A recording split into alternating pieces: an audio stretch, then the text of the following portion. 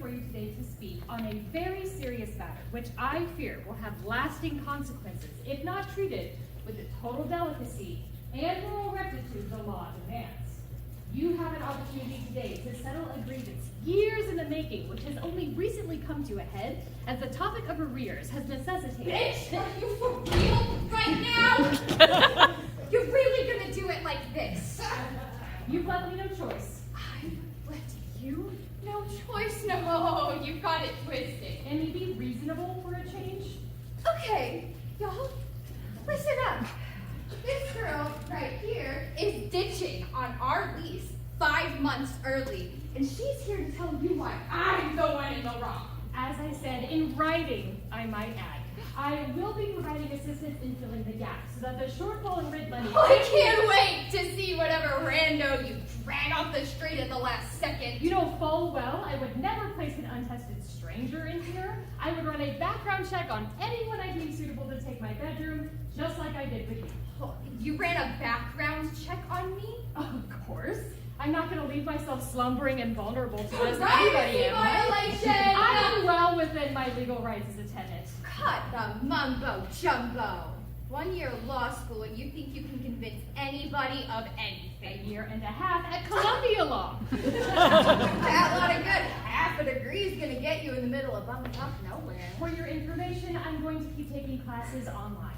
Dream on, sister. You know, you get on a train out of this city and that part of your life becomes wasted time. See, this is our problem. Excuse me. Never mind.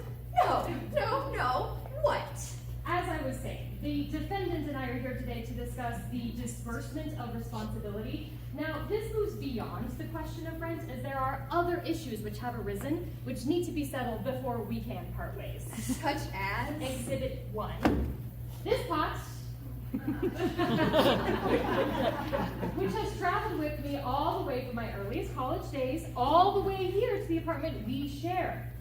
It was a good pot, workmanlike, not too fancy, sturdy, until it came under the mercy of the defendant who left rice boiling in it for 4 hours straight, ruining it entirely.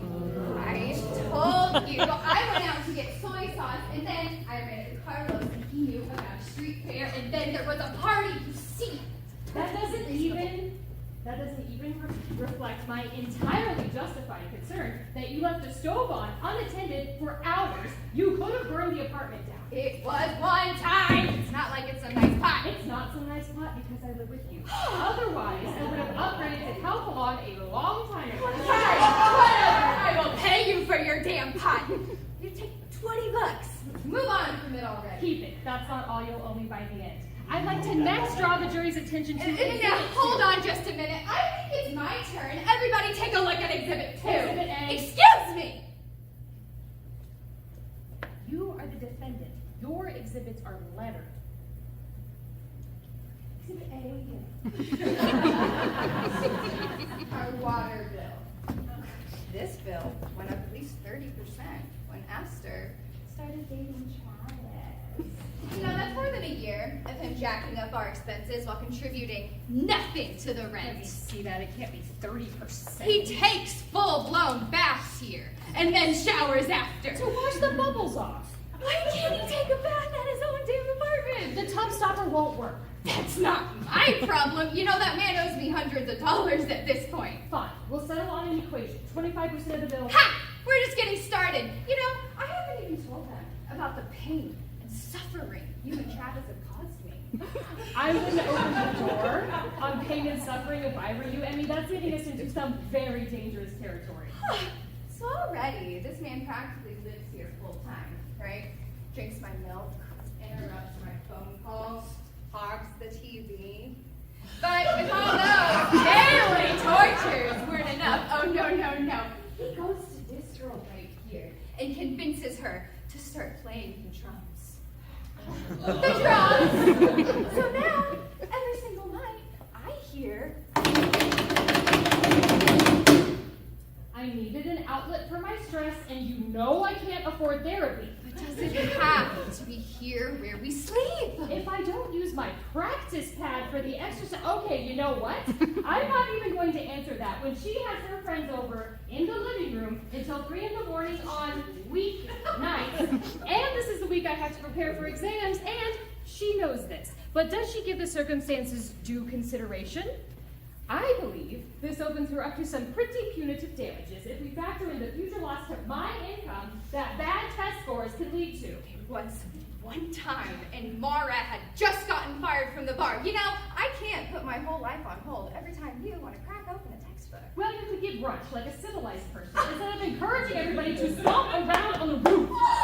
People are gonna live their lives, Aster. You know, just admit, maybe that's what you have a problem with. My problem is that you leave dirty dishes in the sink and then expect me to take care of everything. Well, my problem is that you never buy toilet paper or dish soap. You always play chicken with me, and then you get mad when we run out and you're high and dry in the bathroom. You leave food out on the countertop and it attracts mice. You clogged the toilet and left the apartment without fixing it. You borrowed my favorite sweater and now it smells like smoke. You turned in the rent late and we got a penalty. You don't even like me.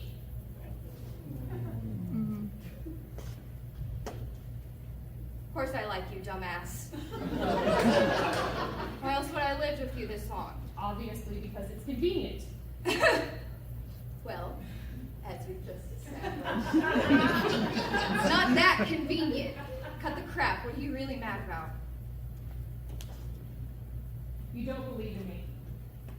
Think I don't believe in you? Have you lost your mind? Then why have you been so mean to me ever since you found out I'm moving? Really gonna make me say it here? Fine.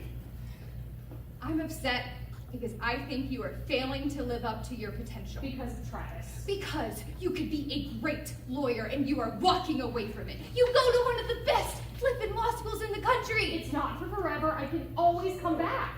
That's what everybody always says.